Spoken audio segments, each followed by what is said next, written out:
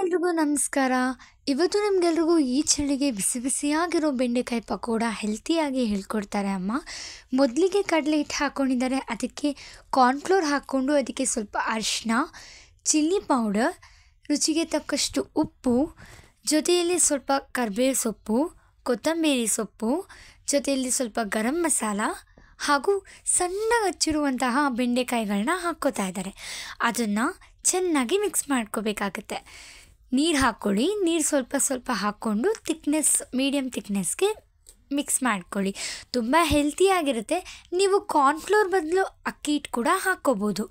ಈಗ ಎಣ್ಣೆ ಕಾದಿದೆ, ಆ ಎಣ್ಣೆಗೆ ಸಣ್ಣದಾಗಿ ಹಾಕ್ತಾಯಿದ್ದಾರೆ.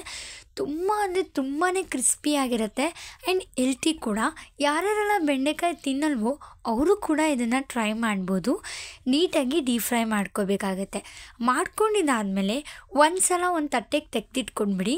ಮತ್ತೆ ಸ್ವಲ್ಪ ಹೊತ್ತು ಆದಮೇಲೆ ಕೊನೆಯಲ್ಲಿ ಇನ್ನೂ ಒಂದು ಸಲ ಸೆಕೆಂಡ್ ರೌಂಡ್ ಹಾಕಿಬಿಟ್ಟು ಚೆನ್ನಾಗಿ ಫ್ರೈ ಮಾಡಿಬಿಟ್ಟು ತೆಗೆದಿಟ್ಕೋಬೇಕಾಗತ್ತೆ.